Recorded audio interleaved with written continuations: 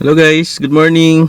Welcome to another vlog. Kahapon, 'di ba, bumili ako ng fender liner. So ngayon, ilalagay ko na siya. So ito siya.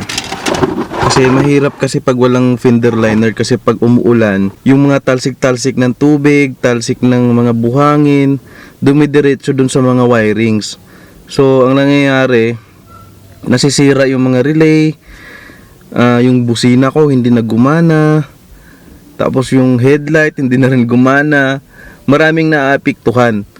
So kailangan may fender liner talaga para yung mga wirings mo maprotektahan. Kasi ang nangyayari dun sa akin itong city na to, nung bumaha,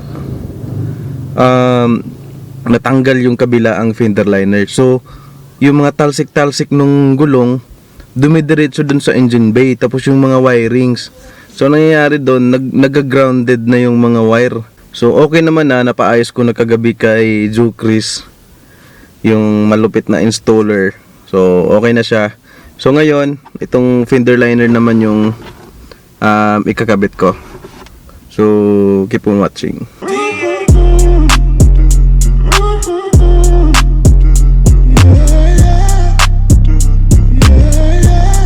So tatanggalin ko muna yung gulong.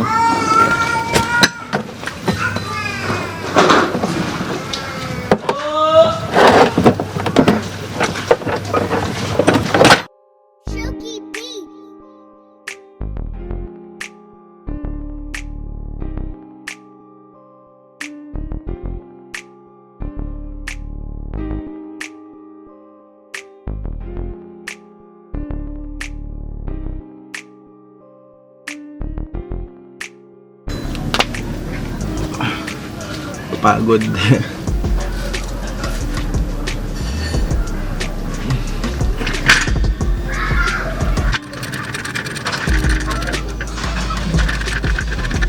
Jack muna, tagalin ko yung gulong.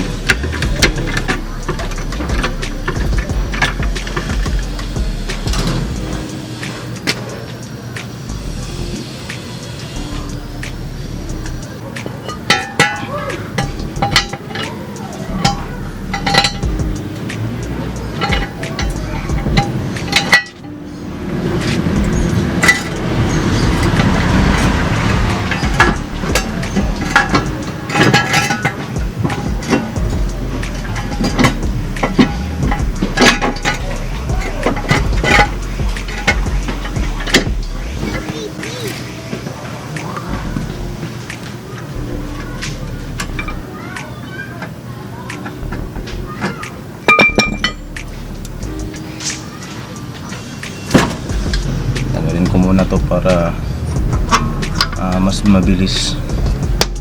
Kinakalawang na.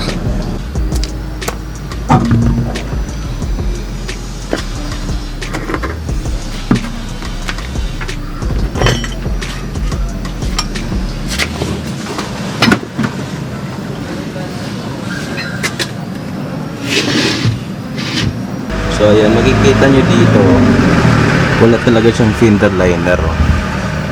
Ayan.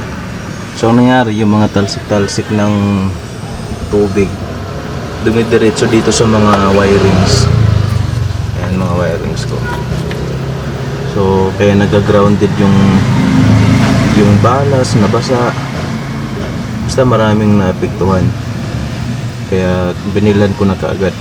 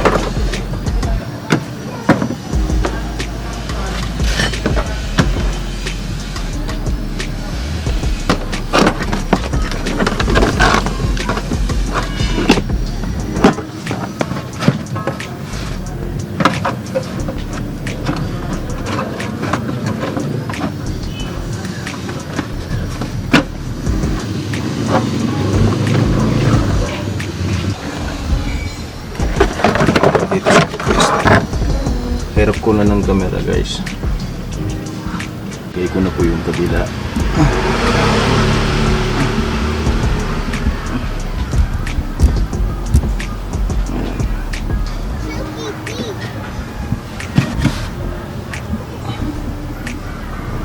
So kabila naman.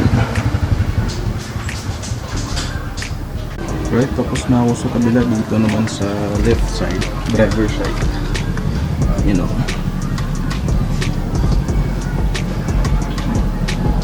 Isa na lang.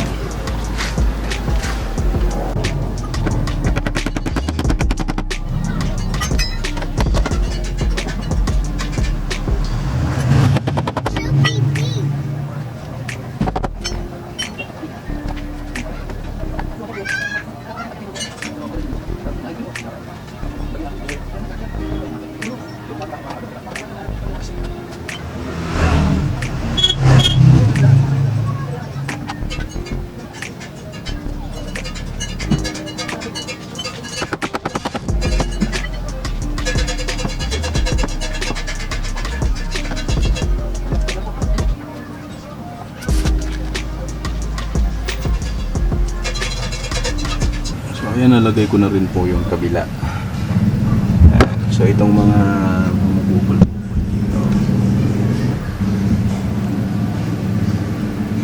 Ayan ba focus. Yung mga ito, i-blower ko na lang para mag-flat.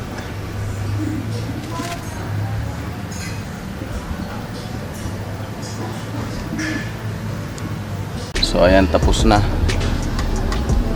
Ibalik ko na yung gulong. Alright, tapos na.